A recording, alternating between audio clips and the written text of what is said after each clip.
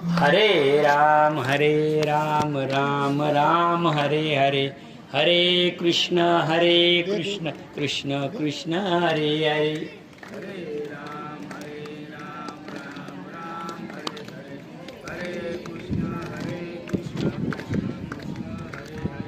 हरे राम राम हरे हरे, हरे कृष्ण कृष्ण कृष्ण हरे हरे।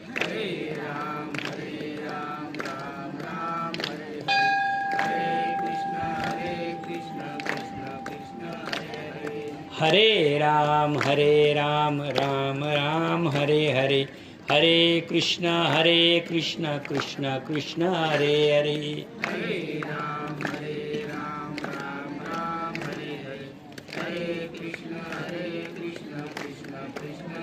पुंडलिक वरदा हरी विठ्ठल, श्री ज्ञानदेव तुकाराम, पंढरीनाथ भगवान की जय, माऊली ज्ञानेश्वर महाराज की जय, जगद्गुरु तुकाराम महाराज की जय, पुरुषोत्तम भगवान की जय, अधिक मास भगवान की जय। वक्रतुंड महाकाय सूर्यकोटि समप्रभ, निर्विघ्नं कुरु मे देवो, सर्वकार्येषु सर्वदा। पांडुरंगा करू प्रथम नमन, दुसरे चरण संताचिया, त्यांच्या कृपादाने कथेचा विस्तारू, बाबाजी सद्गुरु दास तुका, जयांची केलिया स्मरण, होय सकळ विद्यांचे अधिकरण, तेची वंदू श्रीचरण, श्री गुरूंचे ते नमस्कारोणी आता। काय माझी वाणी मानेन संतांसी, रंजवू चित्तासी आपुलिया, माझी वाणी तुझे वर्णी गुणनाम, ऐसे देई प्रेम काही कळा, मस्तक हे पायावरी या वारकरी संतांच्या, वक्रतुंड महाकाय सूर्यकोटि समप्रभ, निर्विघ्नं कुरु मे देव, सर्वकार्येषु सर्वदा। श्री गणेशाय नमः। पद्मामणे पुरुषोत्तमा, सच्चिदानंद परब्रह्मा, तुम्ही मौन भोजनाचा महिमा, सांगून कामा पुरविला, परी आता माझ्या अंतरी, पुनश इच्छा उदली दुसरी, म्हणून मी जोडिल्या करी तुम्हा श्रीहरी विनवते। अधिक मासामध्ये पंचपर्व, कोणती कैसी पाळिता, मानवे काय फळ लाभते बरवे, ते मज अवघे सांगावे, ऐसे ऐकून चक्रपाणी, म्हणे प्रिये तुझ लाकोनी, पंचपर्वे अनुक्रमे सांगतो करणी ऐक पा। आपण 16व्या अध्यायामध्ये ज्याची शारीरिक परिस्थिती स्नान करण्यासारखी नसेल, तर त्याला शास्त्रानं पर्याय सांगितलेला आहे, हरिनाम अमृत किंवा नामामृत, त्याचं स्नान सांगितलेलं आहे। आणि त्या स्नानाची किंमत किती आहे, तर त्या स्नानाची किंमत ही चरणामृतापेक्षा मोठी आहे, चरणामृतापेक्षा मोठी आहे। आपण त्यावेळेस केला, त्यावेळेस आपण त्याचं विवरण केलेलं आहे। आता मागच्या अध्यायामध्ये काय सांगितलं, मागच्या अध्यायामध्ये बघा, स्नानाला पर्याय सांगितला होता। मागच्या वेळेची परिस्थिती अशी, मागच्या अध्यायामध्ये जर एखाद्या साधकाला, एखाद्या उपासकाला जर शारीरिक परिस्थिती उपवास करण्यासारखी नसेल, नीट लक्षात घ्या, शारीरिक परिस्थिती उपवास करण्यासारखी नसेल, तर त्या उपवासाला पर्याय काय सांगितलेला आहे, मौन व्रत सांगितलेलं आहे। मौन व्रत त्रिकाल सांगितलेले आहे। एका दिवसात 3 वेळा करू शकता तुम्ही। कसं, सकाळी स्नान झालं, दीप लावला, पहिला घास घेईपर्यंत तुमचं नामस्मरण केलं, मौन झालं, तेही मान्य आहे। दुसरा, दिवसभराचं जर तुम्ही मौन धरलं आणि संध्याकाळच्या वेळे दीप लावत असताना, नीट लक्षात घ्या, एरवी आपण संध्याकाळी दीप लावतच असतो, बरोबर आहे की नाही। लक्ष्मीचं आगमन होतं त्यावेळेस आपण दीप लावतो, लक्ष्मीचं आगमन होतं त्यावेळेस तो दीपाचा महिमा आणि अधिक मासाच्या दीपाचा महिमा, असे 2 दीपाचे महिमे सांगितलेले। तसे तर आपल्याला दीप आपल्या शास्त्रामध्ये दीपाचे प्रकार 11 सांगितलेले. त्यातला सर्वदीप, सुखमदीप, नामदीप, असे कथादीप, अमृतदीप, त्यापेक्षा सर्वामध्ये जो दीप लावतो आपण, नीट लक्षात घ्या बरं का. आता जर संध्याकाळची वेळ असेल तर दीपाचे 2 ज्योती तुम्ही पेटवल्या पाहिजे. सांगतो तुम्हाला कशा. आणि दीपाची ज्योती पेटवताना एक त्याच्यामध्ये चूक घडू नये अशी, की तुम्ही जर का एक वात इकडे केली आणि एक वात तिकडे केली आणि 2 वाती जर पेटवल्या, लक्षात ठेवा, 2 वाती जर पेटवल्या तर तो दोष लागतो. त्यामुळे दीपाची जर वात पेटवायची असेल संध्याकाळच्या वेळेस तर 2 वाती सांगितलेल्या आहे आणि त्या 4 बोटाच्या सांगितलेल्या आहे. त्या वक्र करून ठेवाव्यात आणि एक भगवंताच्या बाजूला लावावी आणि एक आपल्या बाजूला लावावी. लक्षात ठेवा, दीपाचा जो उपासक असतो, दीपाचा उपासक, त्याला एक ज्योत असते आणि एक ज्योत कुठे असते? मूर्तीजवळ असते. मी तुम्हाला देवाऱ्यामध्ये मूर्ती का असावी, गावात देव असला तर काय, आपण हे 14व्या अध्यायामध्ये बघितलेले. कारण ही जी ए हृदयीची ती हृदयी माऊली म्हणतात. म्हणजे या हृदयामधून त्या हृदयामध्ये फक्त प्रकाश जाऊ शकतो. लक्षात ठेवा, प्रकाश जाऊ शकतो, दुसरं काहीही जात नाही. त्यामुळे आपल्या संस्कृतीमध्ये अधिक मासामध्ये दीपाचं इतकं महत्त्व सांगितलेलं आहे. आता सकाळी तुम्ही दीप लावलेला आहे, स्नान झालेलं आहे आणि दीप लावलेला आहे, तोपर्यंत एक व्रत पूर्ण झालं बरं का, एक व्रत पूर्ण झालं. तसंच ते व्रत जर तुम्ही एक भुक्त असाल, म्हणजे एकाच वेळी जेवणार असाल दिवसभरातून, तर संध्याकाळपर्यंत ते मौन व्रत चालतं. तिसरा जो आहे ते प्रार्थना, म्हणजे आज सकाळी दीप लावला तर उद्या सकाळी दीप लावेपर्यंत मौन व्रत तुम्ही ठेवू शकता. परंतु याच्यामध्ये मी मागच्या वेळेसच ओवी सांगितलेली आहे, मौन व्रत ठेवणं म्हणजे काहीच न खाणं असं नाही बरं का, काहीच न खाणं नाही. तर त्याच्यासाठी काय सांगितलं? तयाचे एक दिनाचे मौन व्रत, एका दिवसाचे मौन व्रत. जर त्यांना पूर्ण 1 दिवसाचं मौन व्रत केलं आज सकाळपासून तर उद्या सकाळपर्यंत, जर असं मौन व्रत झालं, तयाचे 1 दिन मज देई होऊन दयाळ, ते ऐकताची तात्काळ इंद्र सवे झाला.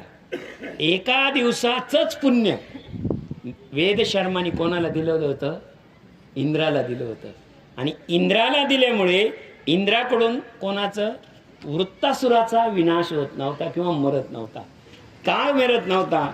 तर 1 दिवसाचं पुण्य इंद्राला दिलं वेद शर्मा ऋषींनी, तर त्यावेळेस वृत्तासुराचा नाश झाला. मुद्दा हा आहे की जर तुम्ही अधिक मासापर्यंत तुम्हाला शारीरिक परिस्थितीनं स्नान करता आलं नाही, मौन करता आलं नाही, तरी संध्या सांगितलेली आहे आणि ती त्रिकाल संध्या आहे. नीट लक्षात घ्या, पुन्हा सांगतो. ब्रह्ममुहूर्त 3:30 वाजता सुरू होतं. नीट लक्षात घ्या, 3:30 वाजता सुरू होतं आणि ते दिवस कासराभर आला. आता पूर्वी घड्याळ नव्हते की ते मुहूर्त संपतं. म्हणजे कासराभर राहिला की नेहारी करावी सकाळची आणि लगेच शेताच्या कामाला जावं. शेताच्या कामाला जावं तर शेत कुठपर्यंत करावं? एक संध्या संपली तुमची, ब्रह्ममुहूर्तावर उठले आणि दिवस कासराभर राहिला, वरती आला, एक मुहूर्त संपलं. एक मुहूर्त संपल्यानंतर दुसरं मुहूर्त चालू झालं, ते मध्यान्हीपर्यंत, म्हणजे सूर्य डोक्यावर येईपर्यंत दुसरा काल झाला. बरोबर आहे की नाही?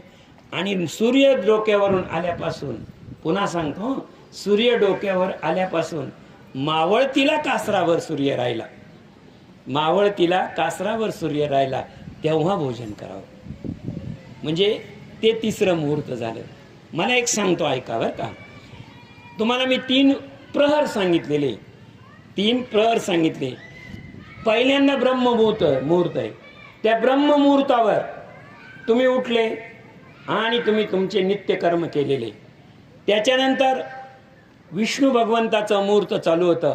म्हणजे विष्णू भगवंताचं मुहूर्त हे श्रमाचं मुहूर्त आहे. जो त्या मुहूर्तामध्ये काम करील तो त्याच्या कुटुंबाचं पालन पोषण करील. नीट लक्षात घ्या बरं का.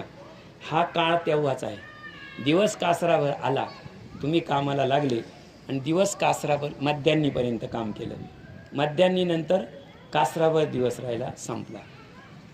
हे 3 काल आहे.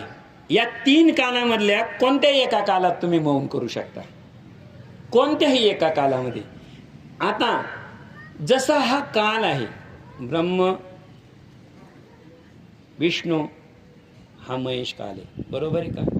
तशाच सरस्वतीचा काल सुद्धा आहे. तुम्हाला एक सांगतो, ऐका. दिवस माळवला की लक्ष्मीचा काळ सुरू होतो. तुम्ही म्हणाल कुठपर्यंत लक्ष्मीचा काळ? तुमचा रात्रीचा जो दिवा आहे, घर आहे, तुम्ही धरणी मातेला अंग टाकलं की लक्ष्मीचा काळ संपतो आणि पार्वतीचा काळ सुरू होतो. पार्वतीचा काळ सुरू होतो तो कुठपर्यंत? तर कुठपर्यंत? तर ब्रह्ममुहूर्तापर्यंत. आणि ब्रह्ममुहूर्तावर उठले की सरस्वतीचा काळ सुरू होतो. म्हणून पहाटे उठून अभ्यास करावा, सरस्वती प्रसन्न होते. लक्षात ठेवा, कारण तो काळ सरस्वतीचा आहे, तो सरस्वतीचा काळ आहे. लक्षात ठेवा, तो काळ सरस्वतीचा आहे. एकदा पहाटे ब्रह्ममुहूर्तावर उठले की सरस्वती देवी प्रसन्न राहते. म्हणून जे काही जप तप जे काही झालेले अभ्यास केलेला आहे तो त्या पिरियडमध्ये सुरू होतो.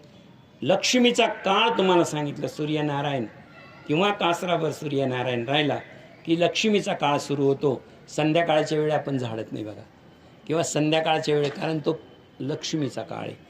आता तुम्ही म्हणाल झाडल्याने काय होणार आहे? संध्याकाळी झाडल्याने काय होणार आहे?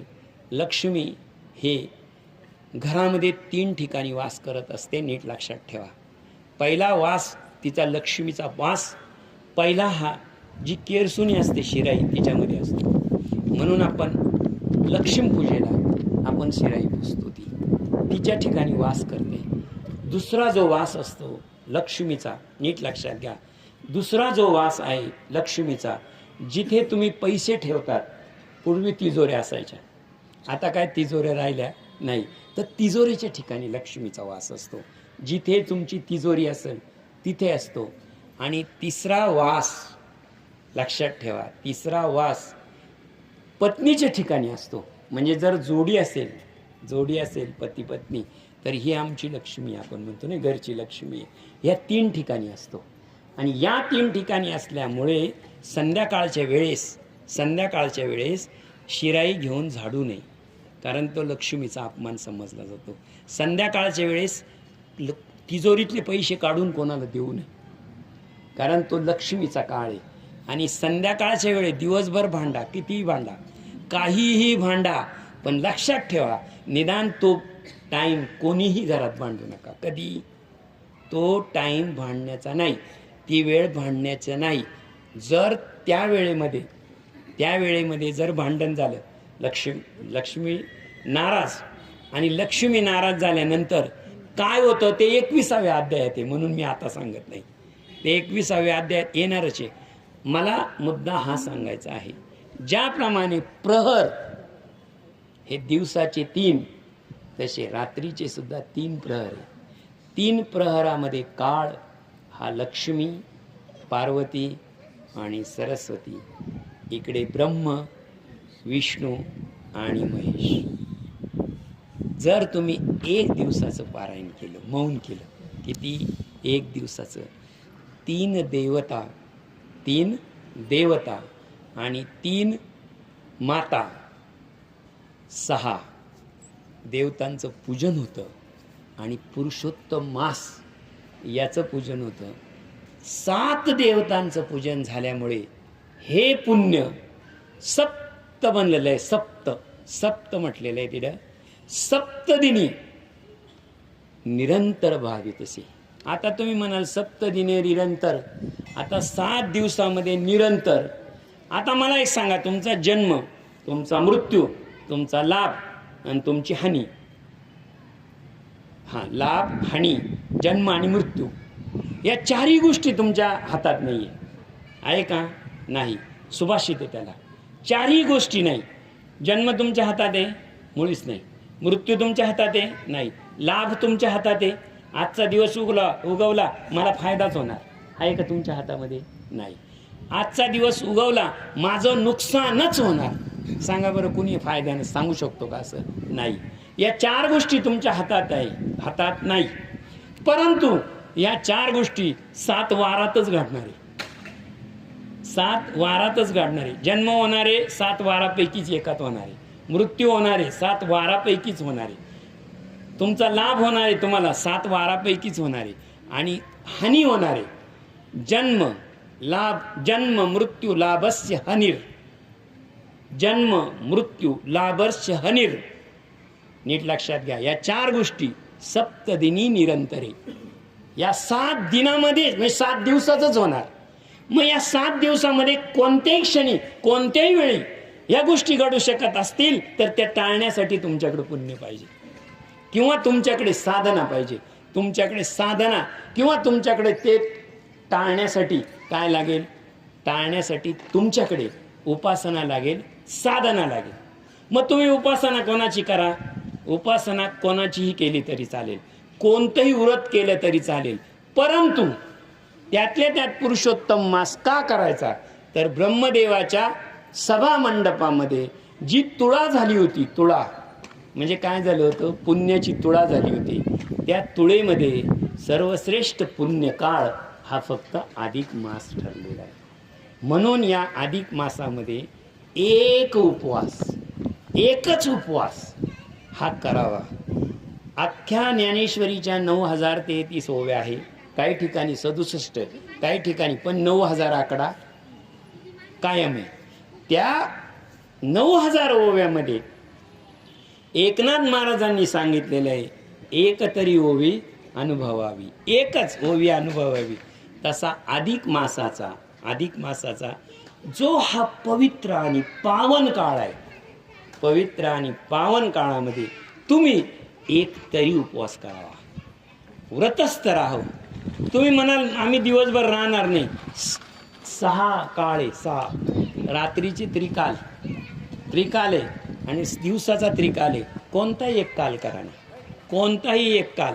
तुम्ही म्हणाल रात्री झोपलो मी आणि पार्वतीचा काल सुरू झाला, उठेपर्यंत काहीच खाल्लं नाही, झाला एक उपवास, झाला उपवास. बरोबर आहे का? एका अर्थानं ते बरोबर होईल, एका अर्थानं ते बरोबर होईल. पण मला सांगा, व्रत हे नेहमी जागृतीत केलं जातं, विस्मरणात नाही. विस्मरणात नाही. स्मरण होतं का तुम्हाला? झोपेत जर तुम्हाला स्मरण असेल तर तुमचा उपवास घडला. पण जर तुम्ही विस्मरणात गेलेले असेल तर तो काळ धरला जाणार नाही. विस्मरे न लभते पाप पुण्य, विस्मरते न लभते जन्म मृत्यू, विस्मरे न लभते हनिर लाभा. विस्मरणामध्ये तुमचा मृत्यू झाला काय, विस्मरणामध्ये तुमचा जन्म झाला काय, विस्मरणामध्ये लाभ झाला काय, विस्मरणामध्ये हानी झाली काय, या गोष्टी नीट लक्षात घ्या. व्रतामध्ये धरल्या जात नाही, साधनेमध्ये धरल्या जात नाही, उपासनेमध्ये धरल्या जात नाही. त्यामुळे आपल्याकडे जागर ही प्रथा आहे. सप्त्याच्या आदल्या दिवशी मागणी पराभंग घेतो आणि मागणी पराभंगाच्या दिवशी आपण त्याला काय म्हणतो? जागर. 6 दिवस जर तुम्ही प्रहारा केला नसेल, विना हातात घेतला नसेल तर नका घेऊ, परंतु शेवटच्या दिवशी जागर करा. कारण 6 दिवस जरी तुम्ही झोपलेले असाल, 6 दिवस तो काळ तुम्ही जागर करावा. पार्वतीचा काळ आहे, लक्षात ठेवा. जागर, निव्वळ जागर राहणं हे म्हणजे जागर राहणं हे काम नाही. जागर राहणं ही जागर हे एक व्रत आहे आणि अधिक मासामध्ये त्याचं महत्त्व सांगितलेलं आहे. आता मी तुम्हाला मौन व्रत सांगितलं, नामामृत व्रत सांगितलं. आता इतक्यापर्यंत महालक्ष्मीनं थांबायला हवं होतं, परंतु महालक्ष्मीनं आता भगवान विष्णूला पुढचा प्रश्न विचारलेला आहे. तो प्रश्न काय आहे तर पर्वकाळ, अंतकाळ आणि साधना काळ असे काळाचे 3 प्रकार सांगितले मी. बरोबर आहे की नाही? पर्वाच्या दिवशी सांगितले. आता जो चाललेला आहे आपला तो आहे आपला पर्वकाळ. मास महिना म्हणजे पर्वकाळ. पर्वकाळाचं चिंतन करतो आपण. या मासाला सोडून, तर तो असतो आपला साधन काळ, साधक काळ. आणि लक्षात ठेवा, शेवटी येणारा अंतकाळ. मुद्दा मला हा सांगायचा आहे. लक्ष्मीने इथे हा प्रश्न केलेला आहे. तुम्ही मला सगळं महिमान सांगितलं. कशाचं महिमान सांगितलं? मला व्रताचं महिमान सांगितलं, दीपाचं महिमान सांगितलं, स्नानाचं सगळं सांगितलं. पण हा जो अधिक मास आहे किंवा पुरुषोत्तम मास आहे, याच्यामध्ये पंचपर्व काळ आहे, 5 पर्व काळ आहे. बघा बरं का, आता तुम्ही म्हणाल मूळच अधिक मास हा पर्व काळ आहे, बरोबर आहे की नाही? सार आहे, सार सारामधून सार काढायचं आहे आपल्याला. म्हणजे पर्व काळामधले पर्व पाहायचे. साधी गोष्ट सांगतो, एकदम व्यवहारातलं उदाहरण सांगतो तुम्हाला. दूध खरं तर पंचामृत आहे. आपण त्याच्यात विरजण टाकतो, बरोबर आहे की नाही? विरजण टाकलं की त्याचं दही तयार होतं. आता दूधही सार झालं आणि दही सार झालं, बरोबर आहे की नाही? सार आपण आता घुसळल्यानंतर दह्यातून आपण काय काढलं? लोणी काढलं. सारातलं सार झालं. ते सारातलं काय झालं? सार. आता लोणी तुम्ही कडवलं, त्याचं काय झालं? ते परमसार झालं. काय झालं? परमसार. परत सार कधीच होत नाही. परमपदाला पोहोचलेला माणूस परत मृत्यू लोकात येईल का? मला परत सांगा बरं, मला तुम्ही तूप कडवले आणि परत दही करून दाखवा बरं, होईल का? नाही. कारण तो परमपदाला पोहोचलेले. शेवटची अवस्था 16व्या अभंगामध्ये माऊलींच्या हरिपाठामध्ये समाधी नाही सांगितली. समाधी 13व्या अध्यायात 13व्या याच्यात अभंगात सांगितली. समाधी हरीची समसुखे विन न साधेल जाण द्वैत बुद्धी, समाधी सांगतात. आणि 16व्यामध्ये समाधीच्या पुढची अवस्था परमसार. समाधी म्हणजे लोणी आहे, नवनीत. आणि त्याच्या पुढे जाऊन 16व्या अभंगात सांगतात, हरिबुद्धी जपे तोनर दुर्लभ वाचेशी सुलभ रामकृष्ण नामे उन्मनी साधली. उन्मनी अवस्था कोणती? समाधीच्या पुढची, म्हणजे लोण्याची पुढची अवस्था कोणती? जी तूप म्हणतो आपण त्याला. उन्मनी अवस्थेमधून, समाधीमधून जागा होता येतं, समाधीमधून उत्थान करता येतं, समाधीमधून पूर्वपदाला येता येतं. पण उन्मनी अवस्थेला पोहोचला की तो परत येत नाही, संजीवनी होऊन जातो. माऊली कोणत्या अवस्थेमध्ये? संजीवन, उन्मनी अवस्थेमध्ये. मला मुद्दा हा सांगायचा आहे की हे 5 पर्व काळ ते कोणते आहेत आणि ते कोणते 5 पर्व काळ, तर त्याचा प्रश्न विचारलेला आहे. आणि त्या पर्व काळाचं आज आपल्याला चिंतन करायचं आहे. ऐसे ऐकून चक्रपाणी म्हणे, हे प्रिये तुझला कोणी पंच पर्व अनुक्रमे सांगतो ऐक. वैद्युती व्यातिपात, नीट लक्षात घ्या, वैद्युती व्यातिपात, पूर्णमासी म्हणजे पूर्ण चंद्र जेव्हा असतो तेव्हा पौर्णिमा. थोडक्यात काय? पौर्णिमा, अमावस्या आणि द्वादशी.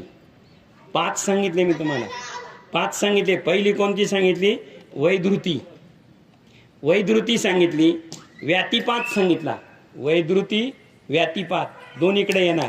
पौर्णिमा, वैद्युती प्रतिपदा, व्यातिपात अष्टमी, एकादशी, अष्टमी, व्यातिपात दोष. जसा प्रदोष एकादशी नंतर येऊ शकतो, 2 दिवस येतो, कधी एकादशीच्या दुसऱ्या दिवशी येतो, प्रदोष येतो, तो येतो, बरोबर आहे की नाही? आणि अष्टमीच्या जवळपास येतो व्यातिपात. अष्टमीच्या दिवशी येतो, अष्टमीच्या दुसऱ्या दिवशी येतो, अष्टमीच्या आदल्या दिवशी येतो. वैद्युती प्रतिपदा ही पहिल्याच दिवशी येत असते, बरोबर आहे की नाही? प्रतिपदा, व्यातिपात, पौर्णिमा, अमावस्या आणि द्वादशी हे 5 पर्व काळ आहे. हे 5 पर्व काळ अधिक मासामध्ये सांगितलेले आहे.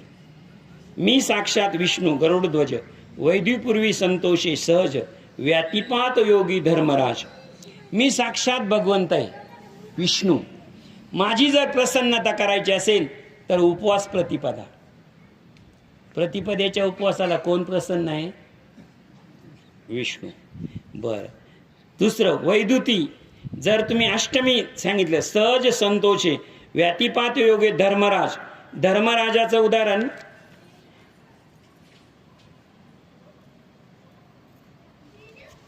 ब्रह्मदेव. इथे धर्मराजाला ब्रह्मदेव म्हटलेले.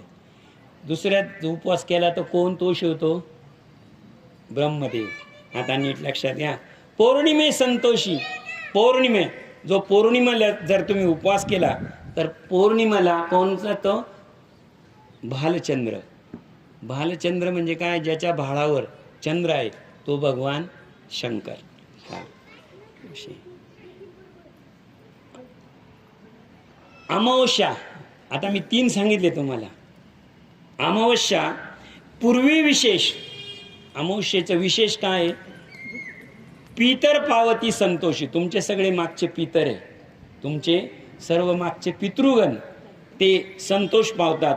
आणि शेवटचं काय सांगितलं मी तुम्हाला? द्वादशी दिनी, द्वादशी दिनी कोण? द्वादशी दिनी ऋषिकेश पुरुषोत्तम स्वतः.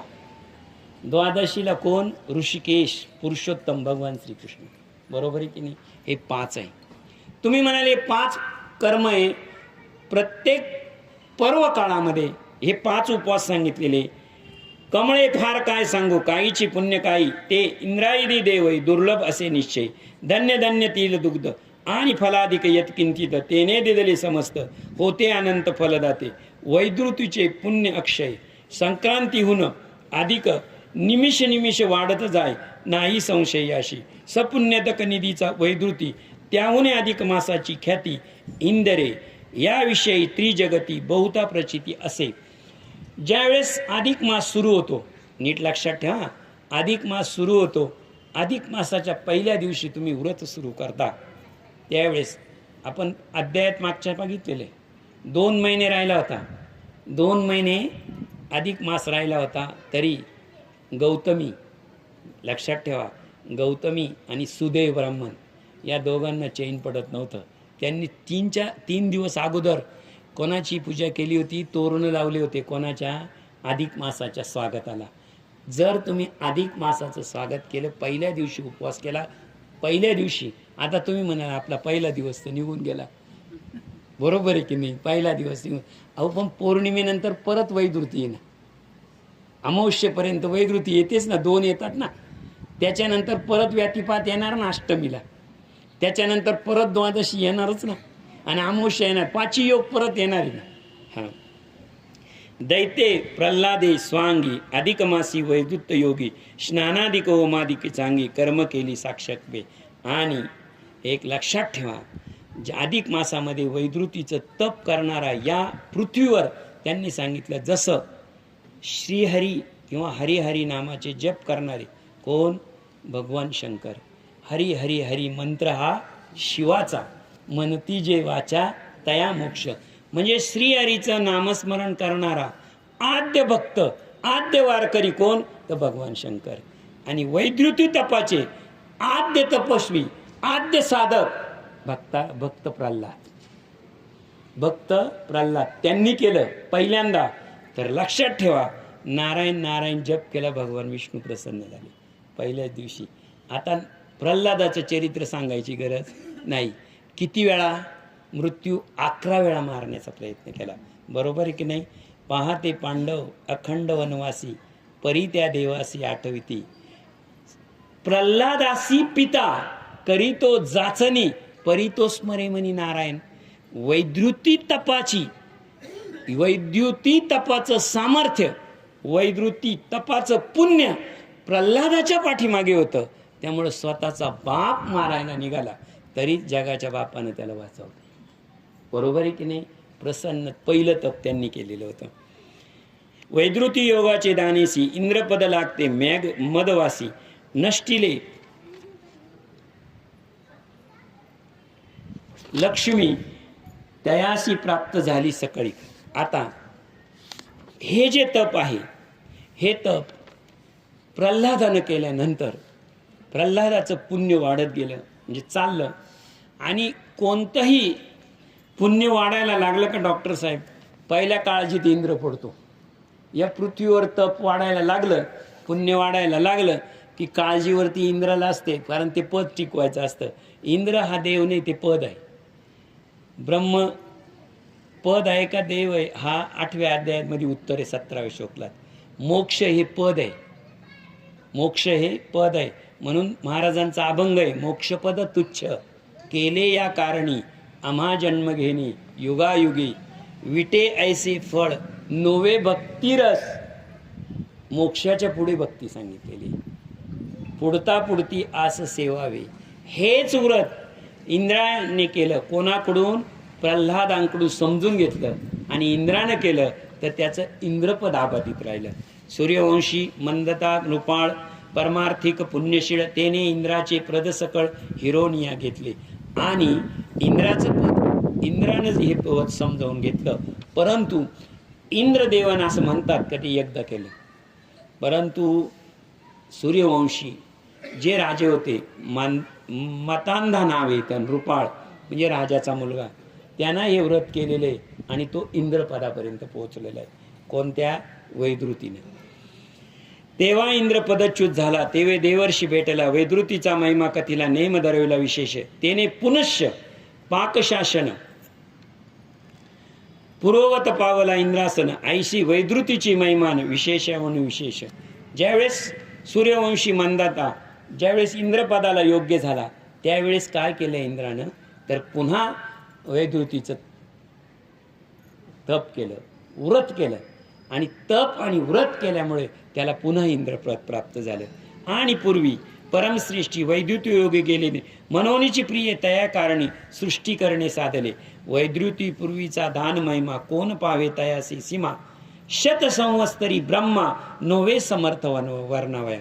वैद्युतीचा महिमा म्हणजे वैद्युती या योगाचं जर तुम्हाला वर्णन करावून सांगायचं असेल, महिमा सांगायचा असेल, विवरण करावायचं असेल तर ब्रह्मदेवाचे 4 मुख कमी पडतात. तेव्हा आता मी या एक मुखाने किंवा माझ्या लेखणीनं मी वैद्युतीचं काय सांगू असं कोण सांगताय?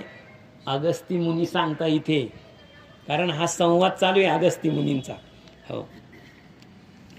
प्रतिमेसी की जे वैधृत होती, प्रतिमेसी मी सांगितलं प्रतिमा पहिली जी तिथी आहे तिला कोण पावे सीमा. सहस्र संवत्सरी प्रतिमेशी वैधृत. शर्करा प्रसाद काय सांगितलेला आहे वैधृतीचा.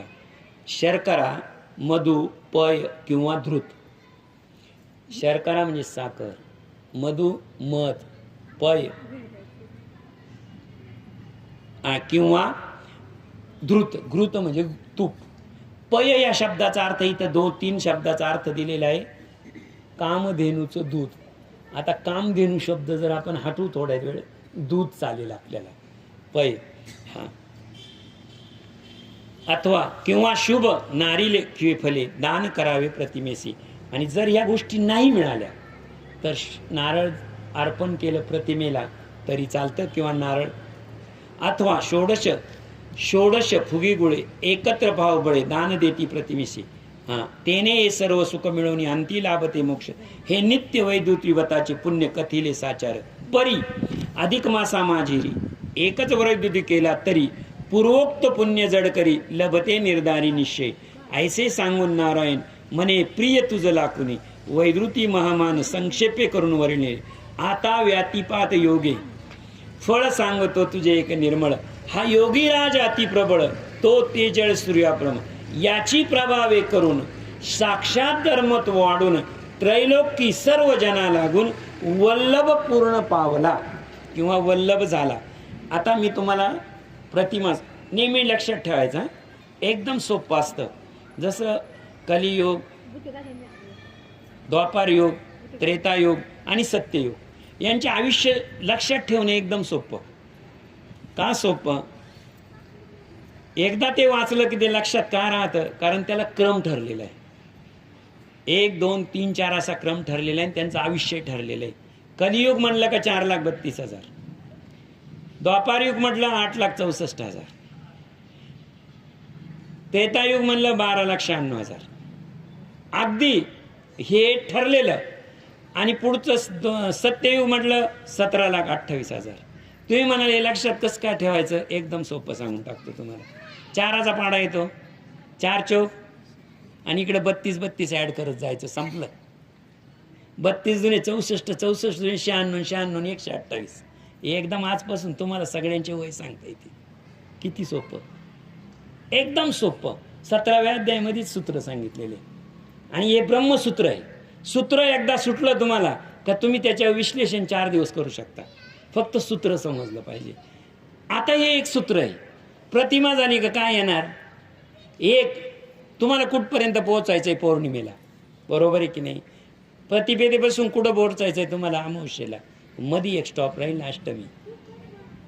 एकदम सोपं आहे ना. अष्टमी 1, 8, 15.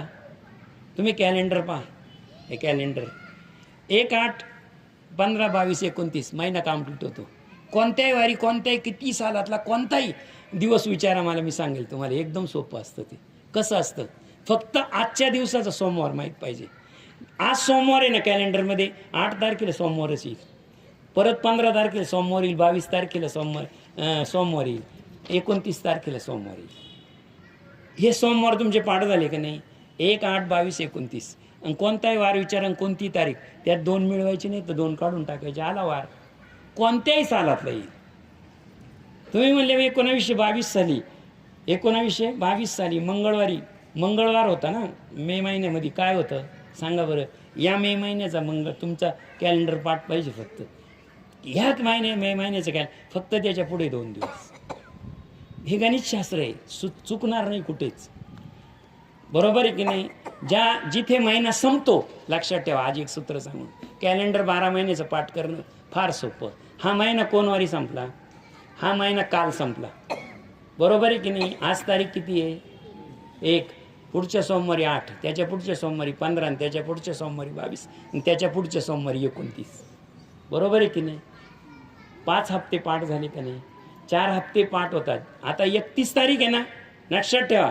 महिना संपला 31 तारीख, पुढच्या रविवारी 7 तारीख येणार. हप्ता 7च दिवसाचा आहे ना. 7, 14, 21 आणि 28 तर पाठ करून टाकायचं. कोणत्याही 100 वर्षातलं कॅलेंडर पाठ होतं. एकदम सोपं सूत्र आहे. हे 2-3 आकडे पाठ करायचे फक्त. हा लगेच पाठ झालं पाहिजे. तुमचं हे पाठ आहे ना, 1, 8, 15, 22, 29 लगेच तुमचं पाठ झालं पाहिजे. दुसरं 2, 9 लगेच असं पुढं 7 मिळवायचे ना, बाकी काहीच नाही ना. त्याला सांगायचं आजची तारीख सांग, लगेच पुढचा 1 मिळवून टाकायचा, 2. एकदम सोपं सूत्र आहे आणि हे सूत्र कधीच बदलत नाही. मग तुम्हाला 5 योग सांगितले, मी अवघड सांगतो. पहिला प्रतिपदा म्हणला का दुसरं अष्टमीच येणार. तिसरी काय येणार? तिसरी पौर्णिमा किंवा अमावस्या. 3 तर पाठ झाले ना इतक्यात. मध्ये द्वादशी आहेच ना, बरोबर आहे की नाही? संपलं ना, अख्खा अधिक मास पाठ झाला. इतकं सूत्र सोपे असतात. आणि सूत्र एकदा समजलं ना, त्याचं विश्लेषण तुम्ही किती वेळ करू शकता. सूत्र समजावून घ्यायचं. मी तुम्हाला आता इथून पुढे कोणालाही सांगता येईल कलियुगाचं आयुष्य. 4चा पाढा आहे, 4 चोक 16 आणि पुढे 32 ॲड करत जायचे. 4, 32, 8, 64, 12, 96 आणि 17, 28. आजपासून तुमचं सगळ्या त्रेतायुग कलियुग लगेच सगळं पाठ झालं. तसंच आहे, सूत्र आहे त्याच्यामध्ये. एकदा सूत्र तुमचं पाठ झालं पाहिजे. तुम्हाला मी पहिल्यांदा काय सांगितलं? प्रतिपदा, वैद्रुती सांगितलं. आता व्यातिपात सांगतो. तो प्रकार पूर्वीचं तुझीशी मी सांगितला मनोनी पुनश्य विस्तार आता करीत नाही फार. येथील दानाचे मात्र सुंदर फळ समग्र सांगतो. दान करिता व्यातिपात धर्मराज पावती प्रीती. धान्य धान्य धन्य धन्य धान्य संतती आणि शुद्ध कीर्ती प्राप्त होईल. हा व्यातिपाताचा जो उपवास आहे, ते व्रत आहे, ते कोणी केलं? धर्मराजाने केलं. धर्मराजा, पांडवांचे मोठे बंधू. लक्षात ठेवा, धर्मराजावर कोणता वाईट दिवस उगवायची राहिला होता? सगळे वाईट दिवस पाहिले त्यांनी. पांडवांनी पाहिले. पण जो खेळत होता ते सगळे पांडव नव्हते खेळत. पांडवांच्या वतीने कोण खेळत होतं? धर्मराजा होता. मग धर्मराजाकडून वाईट व्हायचं काय राहिलं? द्रौपदीचं वस्त्रहरण यापेक्षा वाईट घटना आज कलियुगात सुद्धा झाली नाही अजून. कोणत्या सभेमध्ये एका सौभाग्यवतीचं वस्त्रहरण रस्त्यावर होईल आता कलियुगात, पण सभेमध्ये नाही झालं, बरोबर आहे की नाही? मग इतकं धर्मराजाचं वाईट झाले असताना नीट लक्षात घ्या, धर्मराजा पावता प्रीती धन्य धन्य संतती. त्याहून अधिक कुरुक्षेत्री सूर्यग्रहण ठाई दान देता पुण्य जे काही. त्याहून अधिक मासुदिना व्यातिपात दान करिता. ज्यावेळेस कुरुक्षेत्र युद्ध चालू होतं, कुरुक्षेत्राचं युद्ध चालू होतं, लक्षात ठेवा, त्यावेळेस ग्रहण आलं होतं. ग्रहण. पूर्वीचे लोक शुद्ध, नीतिशुद्ध होते. सूर्य उगवला, युद्धचं वाजलं का युद्ध सुरू व्हायचं आणि मावळल्यानंतर बंद व्हायचं. ग्रहणात युद्ध होत नव्हतं. आणि ग्रहणात युद्ध नव्हतं तर ग्रहणाच्या वेळी धर्मराजाने व्यातिपात तप केलं कुरुक्षेत्रावर. लक्षात ठेवा, कुठे केलं? कुरुक्षेत्र. कुरुक्षेत्र काशी क्षेत्रात मरता फल देती, त्याहून अधिक व्यातिपात दान निश्चित. ज्याप्रमाणे कुरुक्षेत्राच्या वेळेस व्यातिपात व्रत केल्यामुळे धर्मराजा पावन झाला, ज्याप्रमाणे काशीमध्ये मृत्यू आला तर कुणीही पावन होतो. काशीमध्ये काशी क्षेत्रीची मरता जे फल हाती, जर कोणी काशीला मृत्यू पावला. आता आम्ही मध्य काशीला गेलो होतो, त्याच्या जवळ हॉटेल यंदाचे सगळे हॉटेल फुल होते. का फुल होते? म्हातारी माणसं आणून ठेवले होते. ते जर तिथं वारले तर मणिकर्णिका घाटामध्ये लगेच त्यांना दहन करायचं आणि त्यांना मोक्ष आहे म्हणून 4-4 महिने श्वासावरती म्हातारी पडलेली होती. आम्ही पाहिले, हॉटेल बुक सगळे. जर तुम्हाला तिथं मोक्ष मिळतो, तुम्ही म्हणाल तिथे मोक्ष मिळतो, आम्ही तिथे जाणार नाही. अधिक मास भगवान सांगतात तुम्ही इथेच थांबा. जे फळ धर्मराजाला कुरुक्षेत्रात मिळतं आणि जे फळ काशीमध्ये साधकाला मिळतं, तेच फळ तुमच्या घरात जर तुम्ही अधिक वासाचं एक व्रत केलं, कोणतंही करा, 5 पैकी कोणतंही केलं तरी तुम्हाला ते प्राप्त होतं. इतर सकळ परवी सतत का दिलेली समस्त की व्यातिपात हे मकिंचित दक्षिणा सहित दिलेले, तरी सर्व पूर्वीच्या दानाहून व्यातिपाताचे हेमदान म्हणून प्रत्येकाशी ते सर्वाहून शत वाढते. व्यातिपाताचे तापे प्रभावे बहु ऋषी झाले स्वर्गवासी, येथीच श्राद्ध तर्पण केशी पूर्वजांशी तृप्ती होय. जर तुम्ही काशीला मयत झाले आणि काशीलाच तुमचा मनकर्णिका घाट आहे आणि हरिश्चंद्र घाट आहे, 2 घाट आहे, 24 तास प्रेत जाळले जातात. तिथला अग्नी अजून थंड झालेला नाही किंवा अग्नी विझत नाही. किती पावसाळा असू द्या, किती उन्हाळा असू द्या, कुणीतरी एक प्रेत थंड होत नाही तर दुसरं तिथं येतच. म्हणजे आजपर्यंत मणिकर्णिका घाटाचा असं आहे का तो अग्नी जो पेटवलेला आहे तो अग्नी आजपर्यंत विझलेला नाही. तसं याचं जे पुण्य आहे, व्यातिपाताचं जे पुण्य आहे, ते पुण्य कधीही सरत नाही.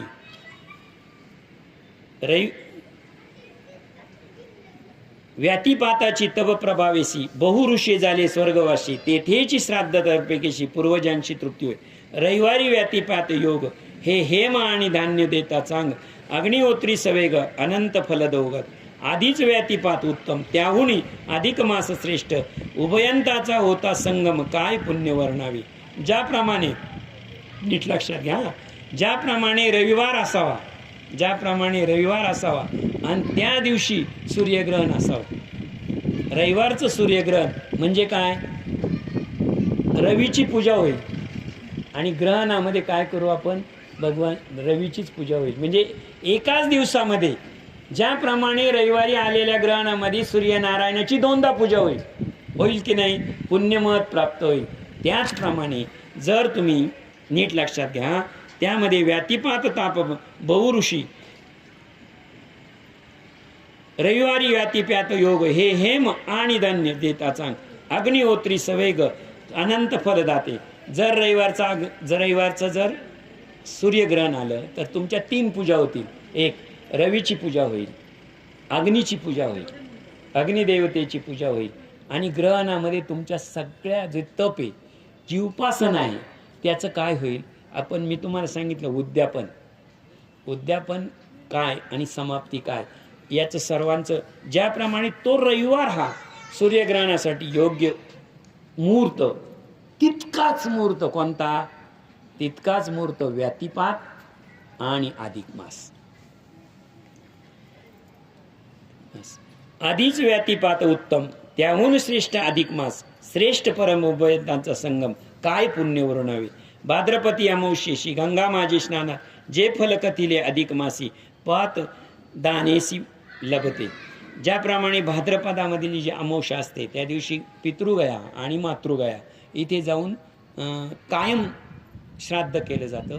पण भाद्रपदातल्या अमावस्येला विशेष महत्त्व आहे आणि त्या दिवशी केलेलं तर्प, त्या दिवशी केलेलं श्राद्ध, त्या दिवशी केलेलं जे पूर्वजांना मिळतं, तसं अधिक मासामध्ये जर तुम्ही हा विधी केला तर त्या पुण्याची बरोबरी हा विधी, हा उपवास साधतो.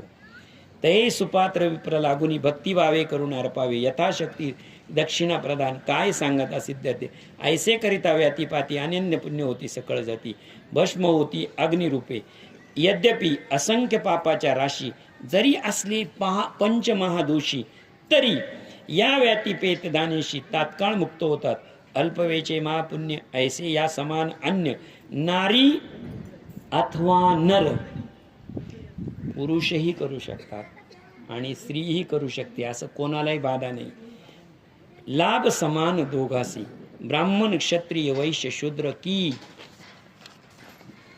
लोम विलोम तई सकळी निरंतर भक्तिभावे करावे. जयाचा नेम भक्तिभाव तया सर्व कर्मे व्हाव. भक्तिभावेची श्रम कामना सर्व पुरवितो. भक्तिभाव होता न्यून दुरावतेची भगवान सकळ पुरुषार्था लागून भावची मुख्य कारण असे. मनोनी सर्वजनाई भक्तिभाव धरुणी हृदय यथाशक्ती करिता काही सफळ होते साचार. जर भाव ठेवून एखादं पाप जरी केलं, कृती वाईट असली तरी सध्या त्याच्या मागला भाव महत्त्वाचा असतो. साधी गोष्ट आहे, तुम्हाला एक सांगतो. पुराणामध्ये अशा खूप कथा आहे. जर तुम्ही भक्तिविजय हा ग्रंथ वाचला, भक्तिविजय, तर सगळ्या भक्तांचा विजय आहे त्याच्यामध्ये. 52 अध्याय आहे, 52 भक्तांचं चरित्र आहे आणि 52 भक्तांचा परिचय आणि 52 भक्तांचा विजय. 52 भक्तांचा विजय म्हणून भक्तिविजय. त्याच्यात 52 अध्याय. ज्याप्रमाणे प्रत्येक भक्ताचा विजय होतो तसं विजय मिळवण्यासाठी सर्वात पर्वकाळ, सर्वात चांगलं व्रत तर हे अधिक मासाचं व्रत आहे. तर अधिक मासी एकची स्नानादी केले जरी तत्पुण्यवर्णनाविषयी कवनही नाही समर्था. आता मी 5 योग सांगितले आणि 5 योगामध्ये 2 सांगितले. असं मनात शंका आणायची नाही. काय हे 5 योगच महत्त्वाचे आणि उरलेले काही महत्त्वाचे नाही असं नाही. प्रत्येक श्वासाला इथे पुण्य आहे. श्वासाला म्हटलंय, श्वासाला. या लागी भवभिवर अधिक मासी व्यातीपात पूर्वी जैसिका काशी प्रकारे सवे दान दीजिये इंदिरे व्यातीपाताचे फल म्या संक्षिपे कथिले विस्तारे वर्णया सकळ कोण प्रबळ आहे पा. या व्यातीपाताचं मी तुला जमल तेवढं महत्त्व सांगितलेलं आहे, जमेल तेवढं. याचं पूर्ण महत्त्व सांगायला अजून प्रबळ तपश्चर्या किंवा तितका प्रबळ तपश्चर्या करणारा विप्र अजून जन्माला आला नाही, ब्राह्मण तेवढं जन्माला आला नाही. प्रिये, आता तुझला पौर्णिमेचे सांगतो पुण्य तरी साक्षात कमलासन प्रीतीपूर्ण आणि प्रीती पावता विधाता संतोषती सकळ देवता. म्हणून राकेचीची कर्मतत्वता तू आता सांगतो. आधी सारून स्नान नियम मग स्थावर आणि जंगम जी सुवर्णादिष्टी उत्तम ती विप्रोत्तमा दान कीजे. येथे किंचित दान करिता अक्षय फल देता पौर्णिमेवर ते सर्व देवता तृप्त होती निश्चयी. नीट लक्षात घ्या. जर तुम्हाला पौर्णिमेचं व्रत करायचं असेल तर नीट लक्षात घ्या. येथ सांगितलेलं आहे. ओवी बघा किती छान केलेली आहे. आधी सारोनी म्हणजे पूर्ण करून काय 3 नियम सांगितलेले. स्नान जप दीप हे 3 झाल्यानंतर पुढे काय दीप मग स्थावर किंवा जंगम जी सुवर्णादी इष्ट वस्तू. जर स्थावर जंगम नीट लक्षात घ्या. तुम्ही स्थावर आणि जंगम या शब्दाचा अर्थ लोकांनी पैसा नीट लक्षात आणि जमीन असा काढलेला आहे. याच्या पलीकडे स्थावर जंगमचा आजच्या कलियुगात अर्थ लावत नाही. परंतु स्थावर या शब्दाचा अर्थ धान्य, घरातलं जे धान्य आहे त्याला स्थावर म्हटलेलं आहे. आपली जी जमीन आहे, जी जमीन जमिनीतून काय येतं? धान्य येतं. 100 बिघे जमीन आहे तुम्हाला आणि पोटामध्ये इकडे जर तुमच्या दाण्या एक 10 किलो धान्य जर तिच्यातून तुमच्या घरात येत नसेल तर त्याला स्थावर म्हणत नाही. लक्षात ठेवा. स्थावर या शब्दाचा अर्थ फक्त जमीन असा घेतात लोक. नाही, शास्त्र म्हणतं जमिनीतून जे उगवलं आणि जे घरात आणून साठवलं त्याला म्हणतात स्थावर. म्हणून आपण म्हणतो पसाभर दाणे द्यावं, पसाभर दान करावं, ते स्थावर. जमीन, सोनं, नाणं याला स्थावर आता म्हणतात लोक. ती चुकीचं नाही, परंतु स्थावर म्हणजे भूमातेच्या उदरातून जे बाहेर येतं त्याला काय म्हणतात? स्थावर. आता तुम्ही म्हणाल जंगम आलाच ना प्रश्न. स्थावर तर कळालं तुम्हाला, नीट लक्षात ठेवा. आणि जंगम त्याला म्हणतात, नीट लक्षात ठेवा. स्वयंपाकाचं आपण जर साधू 2 प्रकारे भिक्षा दिली जाते बरं का. कासारवाडीला जाऊन आम्ही त्या दिवशी पूर्ण केलं बरं का, रविवारी. म्हणजे मी तुम्हाला सांगितलं होतं ना की मधुकरी मागायची आणि 1 दिवस पूर्ण करायचा. तर आम्ही काल कासारवाडीला मधुकरीला गेलो होतो. नळवाडीला नळराज महाराजांचं मंदिर आहे, तिथं महाराज आहे. त्यांनी मधुकरी मागून आणली. मी म्हटलं मी फक्त तुझ्याबरोबर येईल, जो 5 घरं मागतोय त्याच्याबरोबर येईल. 2 घरी मी गेलो, त्यांनाच मागितली, त्यांनाच केलं, परंतु ती घेऊन आलो. आणि नळराज महाराजांच्या मंदिरात काल मधुकरीचा कार्यक्रम, काल कासारवाडी नळवाडीला गेलो होतो मी. मला मुद्दा हा सांगायचा आहे, स्थावर आणि जंगम या शब्दाचा अर्थ कसा लावलाय लोकांनी. स्थावर आणि जंगम, जे आपल्या घरामध्ये धान्याची थप्पी आहे ती काय आहे? स्थावर आहे. नीट लक्षात घ्या. आणि तिच्यातून जो आपण स्वयंपाक करतो त्याला जंगम म्हणतात. काय म्हणतात त्याला? जंगम. त्यामुळे भिक्षा घेणारे 2 प्रकारचे. एक फक्त कोरडा शिदा घेतात, साधू शिजवलेला स्वयंपाक घेत नाही, बरोबर आहे की नाही. जे फक्त कोरडा शिदा घेतात ते काय घेतात? स्थावर. काय घेतात? स्थावर. आणि तुमच्या घरी साधू आणला, त्याला आसन टाकलं आणि तुम्ही त्याला जेवू घातलं, ते जंगम. काय ते? जंगम. कालपर्यंत माझा गैरसमज होता. स्थावर म्हणजे जी इस्टेट पडलेली आपली बाहेर ती, आणि जंगम म्हणजे आपल्याकडे जे सोनं नाणं आहे, पैसा आहे ते नाही. स्थावर या शब्दाचा शास्त्र असं सांगतं, जे यज्ञातून, म्हणजे यज्ञ का केला जातो? यज्ञ केला जातो, आहुती दिली जाते, यज्ञाची उष्णता निर्माण होते, उष्णता निर्माण झाल्यानंतर वरती जाते, वरती गेल्यानंतर त्या ढगांना ती पोचते आणि ढगांना गार हवा किंवा ढग तयार होतात. आणि ढग तयार झाल्यावर योग साधतो, पर्जन्य पडतो. तोच पर्जन्य कुठं पडतो? जमिनीत पडतो. जमिनीत पडल्यावर धान्य येतं, धान्य आल्यानंतर ते घरात येतं, घरात आल्यावर परत यज्ञ होतो. म्हणजे जे धरती मातेतून आपल्या घरात धान्याची थप्पी लागते, धान्याची थप्पी लागते, शेतकऱ्याच्या घरामध्ये लागायची ना थप्पी, ते म्हणजे स्थावर. आणि रोजचा जो स्वयंपाक होतो तो जंगम. स्थावर म्हणजे जर तुम्ही एखाद्या साधूला तुम्ही सुपामध्ये जे धान्य द्याल ते कशाचं दान झालं? स्थावर. आणि तुमच्या दारामध्ये जर एखादा बसला आणि त्याला तुम्ही स्वयंपाक वाढला, तुमच्याबरोबर जेवण घातलं, तर त्याला म्हणायचं जंगम. आजपासून गैरसमज दूर करा स्थावर जंगमचे. सकळ जैशी पितृकार्य ओम तैसाची जैस पितृकार्य. पितराच्या दिवशी आपण काय करतो? पितराच्या दिवशी आपलं स्थावर जंगम देतो. म्हणजे काय करतो? पितराच्या दिवशी आपण घरातले जे धान्य ते दळून आणतो, त्याचंच अन्न करतो ना आपण पितरांना देतो ना, मग ते स्थावर जंगम दान झालं. असं आहे. जैशी पितृकार्तिक तैसेची दैवाधिक पौर्णिमा म्हणून दान धर्म नेमा किती तृप्त. अन्य भाऊ पूर्वी दानिके किंवा स्नाने उपोषणे किंवा करोनिया चंद्रयानी कसाया श्रमणे उगाच. जरी का एके पौर्णिमे दिवशी स्नानादी केले बावेसी, तरी फळे अपयसी प्राप्त होतात. मृत्यूलोकी अजन्मात स्नानादी करता बहुत. अर्धे ओविओ थांबू आपण, म्हणजे अध्यायाने थांबू. मृत्यू लोकात आपण सगळे मृत्यू लोकात आहे हे तर माहीत आहे ना, यामध्ये शंका नाही. आपण काय स्वर्ग लोकात नाही, परंतु मृत्यू लोकामध्ये जो जन्माला आला त्याचं पहिलं व्रत काय सांगितलेलं आहे? पहिलं व्रत काय सांगितलेलं आहे? हे बघा, मृत्यू लोके जो कुणी येईल त्याचं पहिलं जे आहे स्नान आधी करता बहुत. स्नान, जप आणि दीप या 3 गोष्टीपेक्षा तुम्हाला पृथ्वीवर पुढचं तप सांगितलेलं नाही. अर्धीच ओवी आहे. त्याच्या पुढे बघा, जी का नानाविध फळे यथोक्त जेवढे काही तपांचे नाना म्हणजे अनेक प्रकारचे, यथोक्त म्हणजे यथाशक्ती, जितकी शक्ती असेल तितकी प्रत्येक व्रत तुम्हाला फळ देत असतं. फक्त तुम्ही 3 गोष्टी केल्या पाहिजे. एबा ओवी किती छान आहे.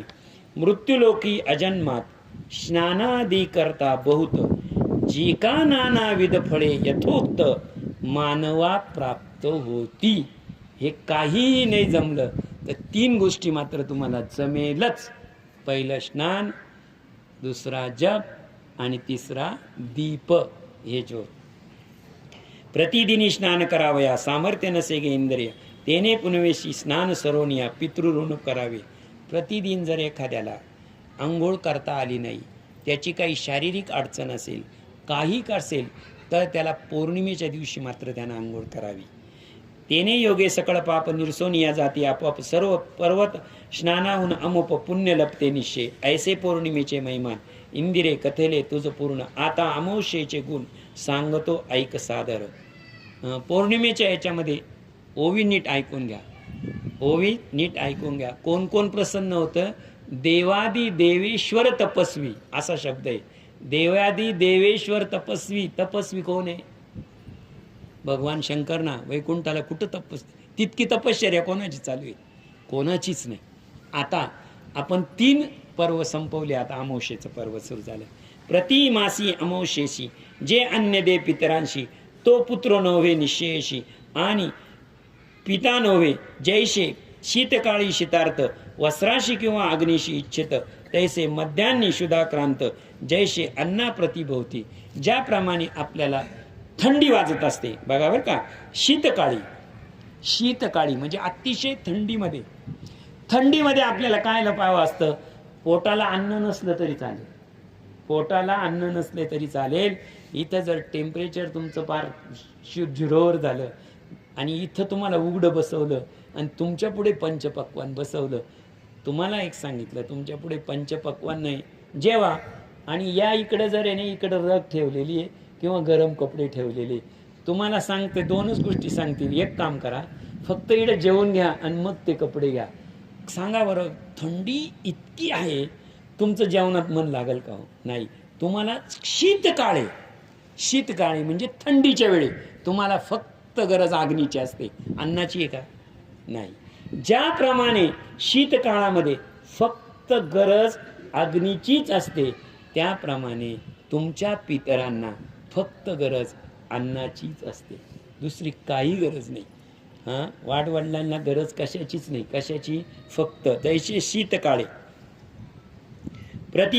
शीतकाळी वस्त्राशी किंवा ते पुत्र नवेशी. आता तेवीच नित्य अमावस्येशी पितरी इच्छिती श्राद्धाशी, मनोन पुत्रे ते दिवशी दश श्राद्ध कीजिये.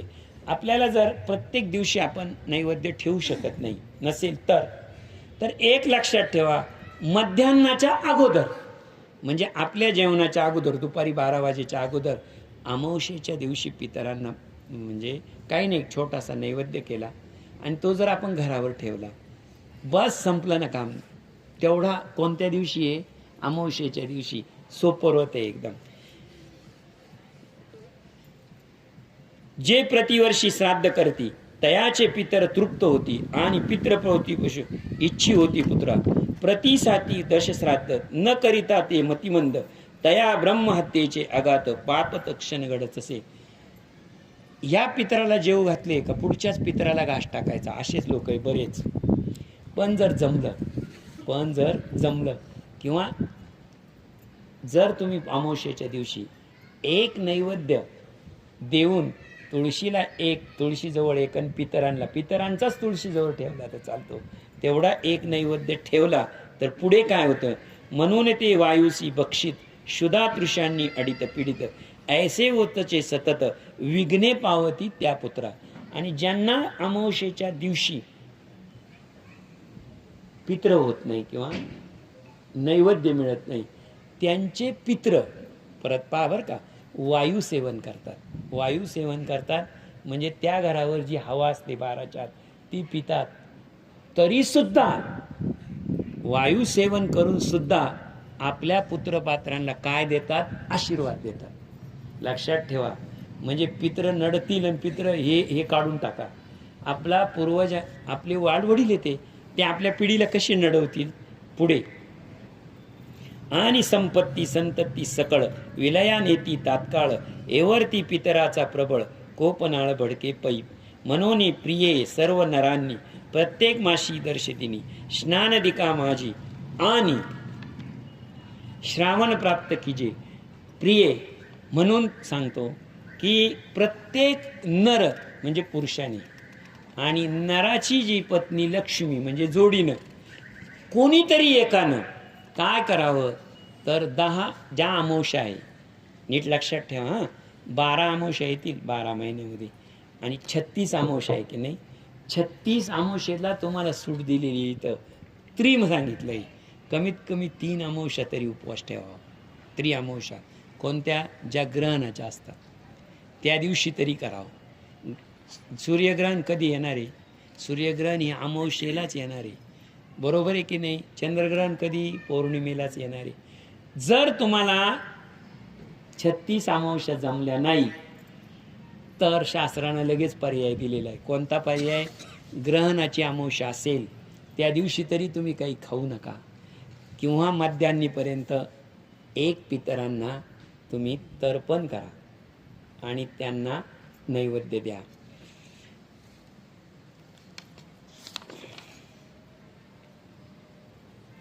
म्हणे प्रिये गा नरांनी प्रत्येक मासी दर्शदिनी स्नानदिका अर्पोनी श्राद्ध तर्पण कीजे. प्रिये आधीच हिरा निर्मळ त्याचे कोंदन होमस मग त्यावन सकळ मौल्य फोल जाती जैसी. जर तुम्हाला धनधान्य संपत्ती खूप असेल तुम्ही म्हणाल माझ्याकडे सर्व काही आहे मला हे करायची काय गरज आहे. बरोबर आहे की नाही. काही लोकांना शंका या शास्त्रावर घेतील का हा याच्यात काही खरं नाही म्हणजे घेतील म्हणजे घेणारच. शास्त्र हे शंकेला पात्र आहे म्हणजे शापच आहे. शास्त्राला शंकेचा शापच आहे.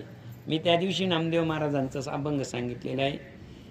व्याघ्र आणि कृपाळू हिरा आणि कनवाळू श्रीमंत आणि दयाळू हे दुर्लभजी दातारा ज्ञान आणि ज्ञाता सावध होई श्रोता सुंदर आणि प्रतिव्रता हे दुर्लभची दातारा. तिथं सांगितलेले शास्त्र आणि शास्त्राला शंकाही असतेच. शास्त्र सांगायला गेले का लोक शंका घेणारच. अरे शंकेतूनच शास्त्राचा उदय झालाय. अडचणीतूनच शास्त्राचा उदय झालाय. तर सकळ ज्याप्रमाणे एखाद्याची धनधान्य संपत्ती खूप असेल त्याच्याकडं त्यानं जर हे व्रत केलं. आता इकडे प्रत्येक ठिकाणी गरिबासाठी प्रत्येक सकाळी दुःखीसाठी असा शब्द येतो व्रतामध्ये. मग तुम्हाला शंका येईल इथे की जर प्रत्येकाला आमच्याकडे तर सगळं धक्स आहे धनधान्य आहे आमच्याकडे लक्ष्मी आहे आमच्याकडे सगळं आहे हे सगळे व्रत गरिबालाच सांगितलेले त्यांनी करावं ते आम्हाला करायची गरज काय. तर त्याचं उत्तर असं आहे जरी हिरा असला दगडासारखा पण त्याला जर पैलू पाडले तर हिऱ्याची सौंदर्य आणि मूल्य वाढतं. लक्षात ठेवा. हिऱ्याचं काय वाढतं? सौंदर्य वाढतं आणि मूल्य वाढतं.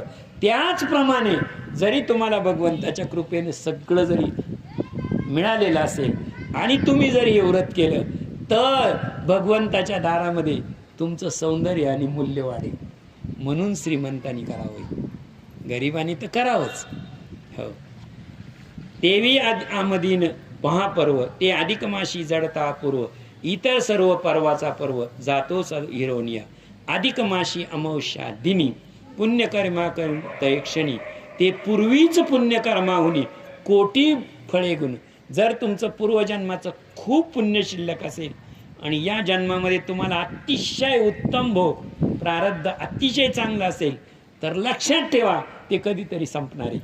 तुमचं प्रारब्ध संपणार आहे आणि तुमच्या दुःखाला सुरुवात होणारच आहे. पण जर तुम्ही हे अधिक मासाचं व्रत केलं तर तुमचं जे प्रारब्ध तुम्ही आज भोगताय ते निरंतर राहील. त्याच्यासाठी हे करावं. मनोनी प्रिये सकळ मनुष्य अधिक मासी दर्श दिवशी स्नानदान श्राद्ध कर्माशी भावे विशेष आचरावे तेने सकळ पुरुषार्थ अनयस्या लाभती निश्चित एवं प्रकारे वैकुंठनाथ रमेशी कथिता झाला इति अधिक सार महात्म्य बृहन्नारदीय पद्मभार सज्जन श्रोते ऐको चतर अष्टदशम अध्याय गोडव हा वा वा विठ्ठल विठ्ठल पुंडलिक वरदाहार विठ्ठल श्री ज्ञानदेव तुकाराम पंढरीनाथ भगवान की जय माऊली ज्ञानेश्वर महाराज की जय जगद्गुरु तुकाराम महाराज की जय पुरुषोत्तम भगवान की जय अधिक मास भगवान की जय विठ्ठल विठ्ठल